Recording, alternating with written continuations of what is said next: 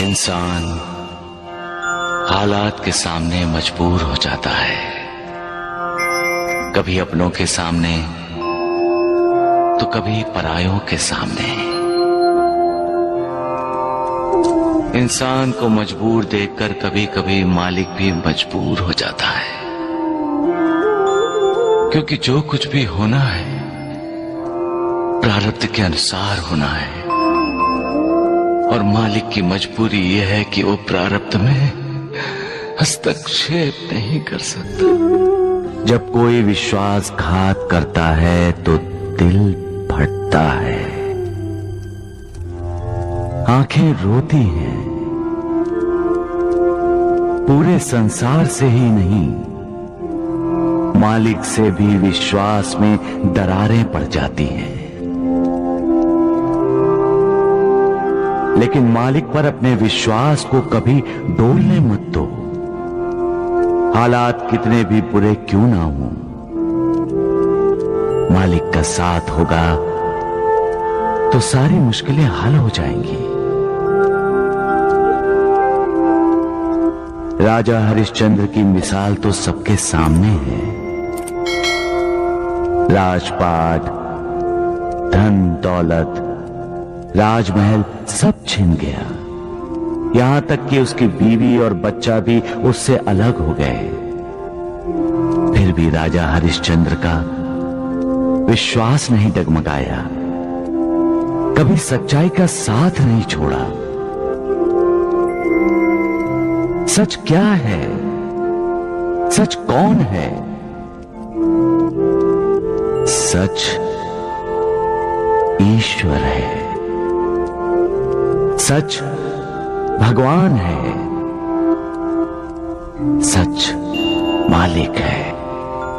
बस एक वो ही सच है, बाकी सब मिथ्या है, झूठ है। हर चीज का अंत है,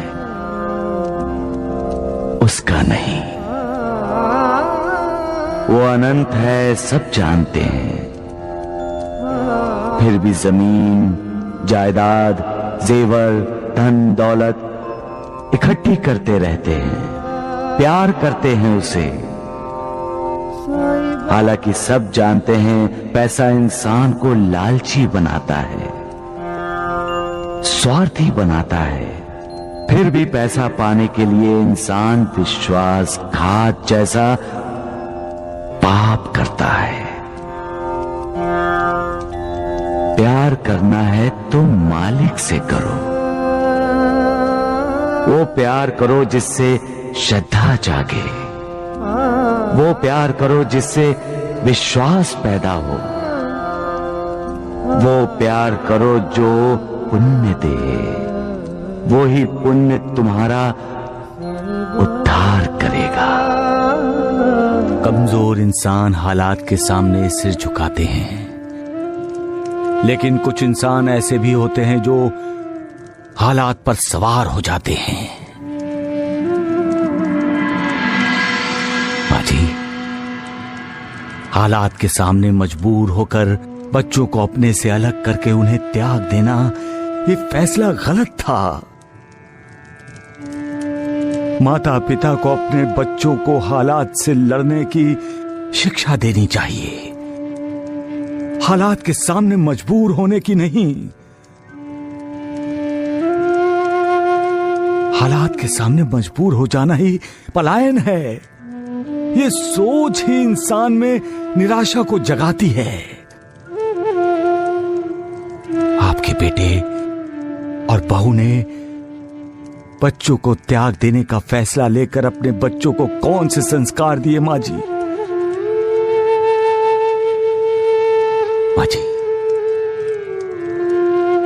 हर इंसान की जिंदगी में बुरे दिन आते हैं। जिंदगी बसंत बहार नहीं है। यहां रोशनी है तो साथ में अंधेरा भी, यहां उदय भी है और यहां अस्त भी। यहां दुख भी होते हैं और सुख भी। यहां कुदरती सूखा पड़ता है तो सूखी भावनाओं का भी पड़ता है अकाल। माझी अकाल पड़ना एक कुदरती व्यवस्था है जो इन सब का सामना करता है, मालिक उसका साथ देता है।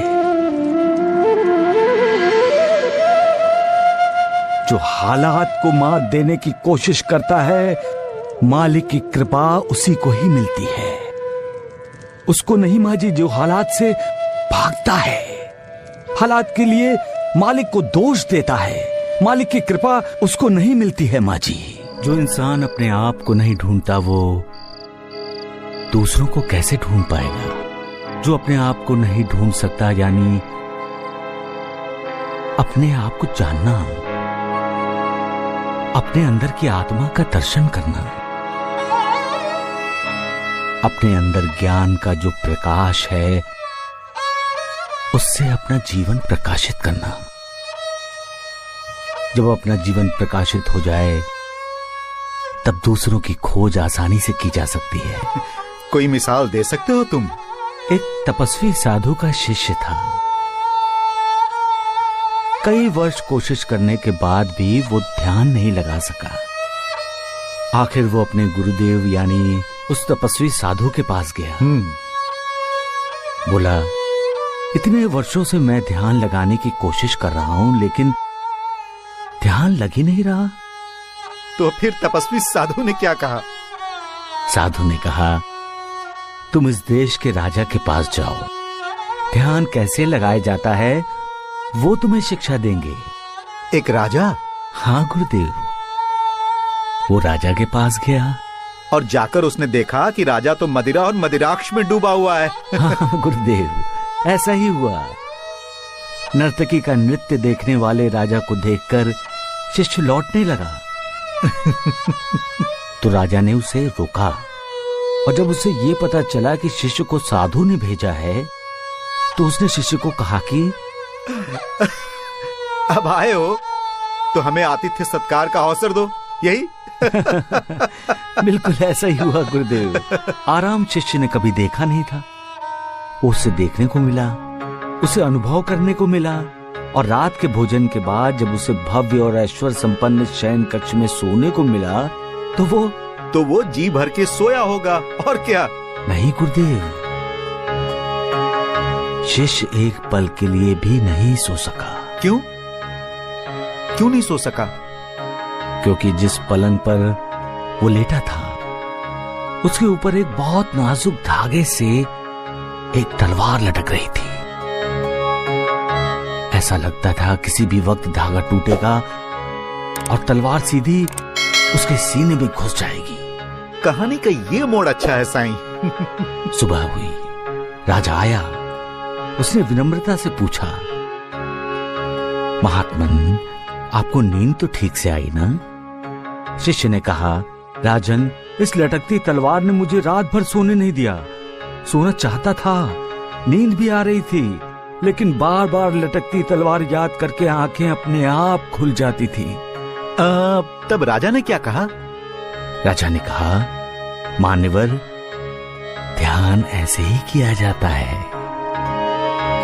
ध्यान करने के लिए आंखें बंद करके पद्मासन लगाकर बैठना ही आवश्यक नहीं है।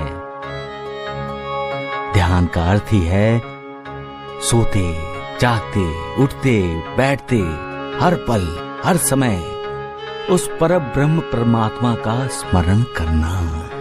बढ़िया, बहुत बढ़िया साईं, बहुत बढ़िया कहानी सुनाई तुमने, वाह। गुरुदेव, जब हम ध्यान लगाते हैं तब हमें हमारे अंदर की आत्मा के दिव्य दर्शन होते हैं और आत्मा के दिव्य प्रकाश में ही हमें उस निर्विकार के दर्शन हो जाते हैं। इसलिए कहते हैं कि पहले अपने आप को खोजो। सबका मालिक एक।